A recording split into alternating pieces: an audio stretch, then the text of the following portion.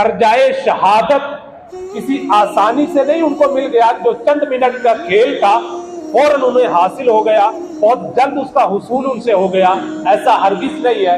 بڑی مصیبتوں کا، بڑی پریشانیوں کا، بڑی آزمائشوں کا انہوں نے سامنا کیا، تب جا کر درجۂ شہادت ملا۔ امام علی مقام رضی اللہ تعالیٰ عنہ یزید نے سن 60 ہجری میں تخت نشین ہوتے ہی اپنی ان بری حرکات کا ان کی شروعات کر دی تھی۔ امام حسین کے ساتھ اس نے اپنے اس رویے کا اظہار شروع کر دیا تھا، لیکن سن 61 ہجری میں جا کر یہ شہادت کا واقعہ 10 محرم الحرام کو پیش آیا ہے۔ اس کے بیچ میں ایک طویل عرصہ ہے جس میں ہر دن اور ہر رات امام حسین کی نیندوں کو بھی اجاڑا گیا، امام حسین کو بھوکا اور پیاسا بھی رکھا گیا، امام حسین کے سامنے ان کے چھوٹے چھوٹے نابالغ بچوں کو بھوکا اور پیاسا بھی تڑپایا گیا، امام حسین کے سامنے ان کے گلوں میں تیر بھی مارے گئے۔ امام علی مقام نے اپنی آنکھوں کے سامنے اپنے متوسط صاحبزادے علی اکبر کو شہید ہوتے ہوئے بھی دیکھا، امام علی مقام نے سکینہ کی بھوک اور پیاس کو بھی دیکھا۔ یہ ساری مصیبتیں ان کے اوپر مسلط ہوئی، انہوں نے اس آزمائش میں صبر کیا، اللہ کی رضا میں اپنی رضا کو شامل رکھا۔ جب اس آزمائش کے اندر کامیاب ہوئے تب جا کر اللہ نے مرتبہ شہادت عطا فرمائی۔ یہ اتنا بڑا مقام اللہ جس کا ذکر فرما رہا ہے، یہ بڑی آسانی سے نہیں مل جاتا، یہ بڑی مشکلوں سے ملتا ہے، اور یہ ایک ایسی حقیقت ہے کہ اللہ پاک جس بندے کو، اپنے جس محبوب بندے کو جتنا بڑا درجہ عطا فرماتا ہے، اللہ پاک اتنی ہی زیادہ آزمائشوں کے اندر مبتلا فرماتا ہے، اللہ پاک اتنی ہی زیادہ تکالیف مسلط کرتا ہے تاکہ اپنے اس محبوب اور پسندیدہ بندے کو مزید وہ چیک کرے، مزید وہ دیکھے کہ میرا بندہ میری بندگی کے اندر مضبوط ہے یا کہیں اس میں کوئی کمی تو نہیں ہے۔ اللہ پاک اسے پریشانیوں میں، بیماریوں میں، تکالیف کے اندر مبتلا کرتا ہے۔ میرے اور آپ کے نبی سرور کائنات صلی اللہ علیہ وسلم جب اس دنیا میں تشریف لائے، پیغام اسلام شروع کیا، اس وقت کے واقعات اکثر آپ حضرات نے سنے ہیں کہ کتنی زیادہ تکالیف کا سامنا انہیں کرنا پڑا۔ بیک وقت کئی تکالیف دشمنان اسلام کی طرف سے ان کے اوپر مسلط کی گئی، لیکن نہ تو کبھی شکوہ اور شکایت کیا، نہ کبھی اللہ کی بارگاہ میں یہ دعا کی کہ مصیبتوں کو مجھ سے ٹال دے، بلکہ بخوشی ان کا مقابلہ کیا، اس لیے کہ اللہ کے پسندیدہ تھے اور جانتے تھے کہ جو جتنا پسندیدہ ہے اس کے اوپر اتنی ہی زیادہ آزمائشیں آئیں گی۔ امام علی مقام رضی اللہ تعالیٰ عنہ کے یہ سارے معاملات، سارا واقعہ کربلا، یہ آپ حضرات کی نگاہوں کے سامنے واقعات ضرور ہوں گے، یہ سارے کے سارے ہمارے لیے درس عبرت ہیں۔ مجھے اور آپ کو اس محفل پاک کے اندر خصوصیت کے ساتھ اس چیز پہ غور کرنا ہے کہ امام علی مقام رضی اللہ تعالیٰ عنہ کے اس واقعے سے ہمیں کیا کیا سبق حاصل کرنے ہیں۔ ہمیں اپنے ایمان کی مضبوطی کا سامان بھی یہیں سے کرنا ہے، ہم نے اپنا کردار بھی یہیں سے پیدا کرنا ہے، اپنے عمل کو مضبوط بھی یہیں سے کرنا ہے، اور بالخصوص امام علی مقام رضی اللہ تعالیٰ عنہ نے بعض تواریخ کے اندر لکھا ہے کہ جب ان کی شہادت کا آخری معاملہ، آخری لمحات آئے، اس وقت ان سے یہ کہا گیا کہ اگر آپ کی کوئی خواہش ہو، آخری خواہش آپ کی اگر کوئی ہے تو آپ اس کا اظہار فرما سکتے ہیں۔ تو امام علی مقام رضی اللہ تعالیٰ عنہ نے اس وقت کہا کہ نماز کا وقت ہو چکا ہے، مجھے نماز ادا کرنی۔ خواہش آخری کا جب اختیار دیا جائے، شاید ہر بندہ اپنے اعتبار سے کچھ بھی اختیار کرنا چاہے، لیکن میرے اور آپ کے امام نے اختیار فرمایا تو یہ اختیار فرمایا کہ مجھے نماز پڑھنے دی جائے۔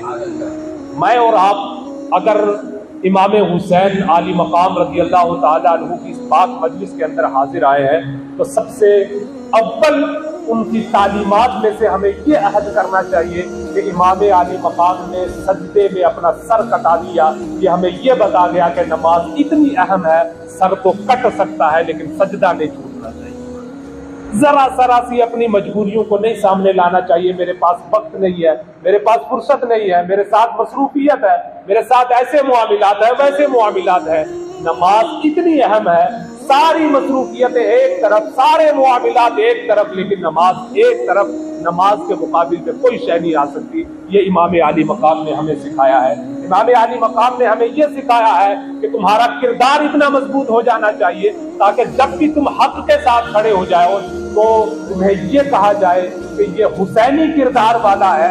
इमाम हुसैन के उस किरदार की तरह ये अपने किरदार पे डट गया है। अज़ीज़ान गिरामी वक़ार, इमाम हुसैन और यज़ीद लईन की जो ये जंग थी, ये कोई जाती नहीं थी, ये तो नजरियात ही की लड़ाई थी। एक तरफ हक था, एक तरफ बातिल था, एक तरफ सच था तो दूसरी तरफ झूठ था। ये नजरियात की लड़ाई थी जो आज भी बाकी है। बज़ाहिर 1400 साल तकरीबन गुजर चुके हैं, लेकिन आज भी यजीद के ऊपर लानतें भेजी जा रही हैं, इमाम हुसैन की तारीफात की जा रही है। वजह उसकी ये है कि वो हुसैनी और यजीदी जाती जंग नहीं थी, बल्कि एक हुसैनी किरदार था, एक यजीदी किरदार था।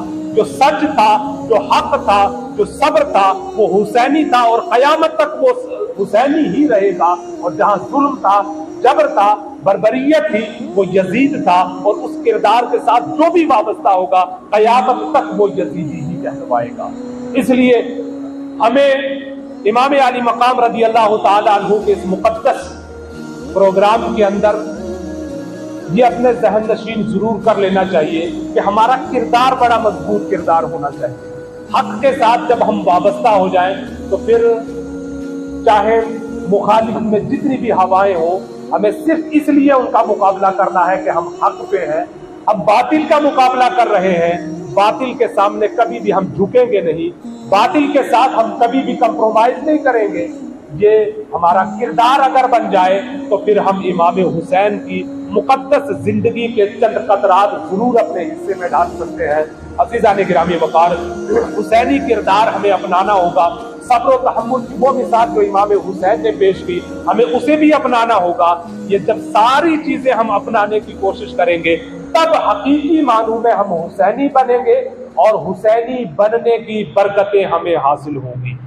और जब तक हम उनसे वाबस्ता नहीं होंगे, इमाम हुसैन के किरदार से वाबस्ता नहीं होंगे, उनके अमल से वाबस्ता नहीं होंगे, उनके नजरियात से मुकम्मल अपने आप को मुत्तफिक नहीं करेंगे, उस वक्त तक हम मुकम्मल हुसैनी नहीं हो सकते।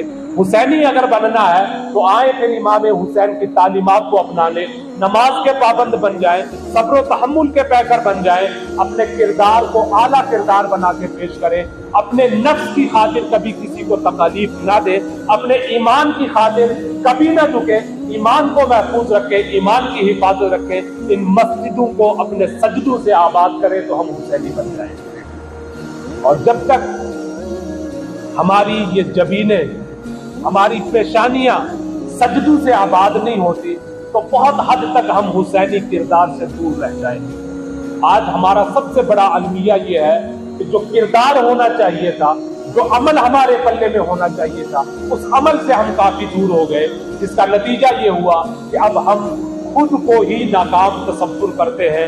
वजह यह है कि हमने उस किरदार को छोड़ दिया, उस अमल को छोड़ दिया। खुदा की कसम आज भी हम अल्लाह के फरमाबरदार बन जाए, हुसैनी किरदार को अपना ले। अल्लाह ने जो मोमिनीन के लिए इज्जतें रखी है, अल्लाह पाक आज भी वो हमारा मुकद्दर फरमा देगा। लेकिन शर्त यह है हम हुसैनी किरदार को निभा लें, हम हुसैनी किरदार के अंदर आ जाएं। और याद रखें, उस हुसैनी मिशन को आगे बढ़ाना ये हम में से हर शख्स की जिम्मेदारी है। और हर शख्स को ये कोशिश करनी चाहिए कि इमाम आली मकाम के उन मुकद्दस फरामीन को जो इन मुश्किल मौके के ऊपर भी सब्र और तहम्मुल के तौर पे हम सब की रहनुमाई के तौर पे आपने फरमाए हैं, उन्हें हमें तस्लीम कर लेना चाहिए, अमली तौर पे अपना लेना चाहिए। खुदा की कसम मेरा नजरिया ये कहता है, जाती तौर पे इमाम हुसैन जंग से खुद को बचा भी लेते तब भी जन्नती थे, तब भी नवासाए रसूल थे, तब भी उनके लिए बरकतें थी। ये सारी परेशानियां उन्होंने सिर्फ और सिर्फ हमारे लिए देखी है।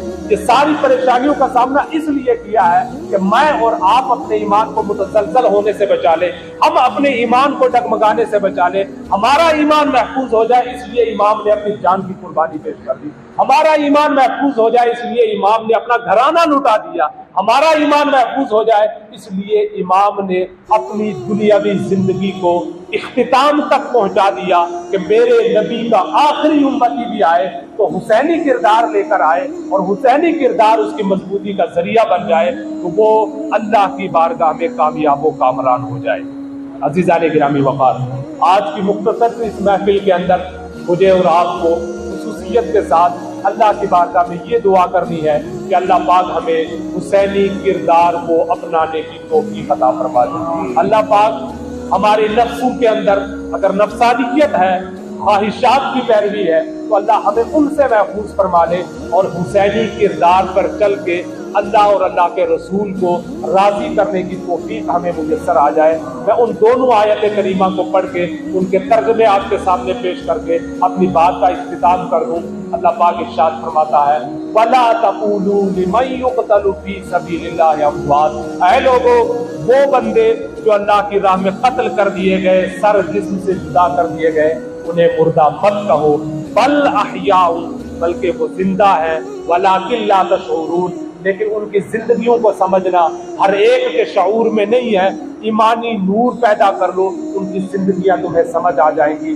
وَلَا تَحْسَبَنَّ الَّذِينَ قُتِلُوا فِي سَبِيلِ اللَّهِ أَمْوَاتًا، اے لوگو انہیں مردہ گمان مت کرو جو اللہ کی راہ میں قتل کر دیے گئے، بل احیاء، بلکہ وہ زندہ ہیں، عند ربهم يرزقون، اپنے رب کی بارگاہ میں رزق عطا فرمائے جاتے ہیں۔ عزیزان گرامی وقار، شہدائے کرام کا مقام، ان کا مرتبہ، اس کو بیان کرنا، اس کا احسار کرنا، یہ میرے اور آپ کے بس میں نہیں ہے۔ بس اتنی دعا ہے کہ اللہ پاک امام حسین اور دیگر شہدائے کربلا کی جو عظیمتیں تھیں، اللہ پاک ان کی فیوز و برکات سے ہم سب کو بھی مالا مال فرمائے، ان کی عظمتوں کے صدقے سے اللہ پاک ہم سب کے ایمان کو بھی محفوظ فرمائے۔ مولا اس عظیم کردار کی برکتوں کے صدقے سے مجھے اور آپ کو پکا اور سچا نمازی بنائے، ہمیں صحیح معنوں میں راہ حق کو اپنانے کی توفیق عطا فرمائے، صحیح معنوں میں حق کے ساتھ قائم دائم رہنے کی توفیق عطا فرمائے، حقیقی معنوں میں اللہ پاک ہمیں اپنی رضا اور خوشنودی کے حصول کی توفیق عطا فرمائے۔ اللہ ہماری ساری بدعملیوں کو معاف فرمائے اور ہم سب کو زیادہ سے زیادہ اعمال خیر کی توفیق عطا فرمائے۔ سبحان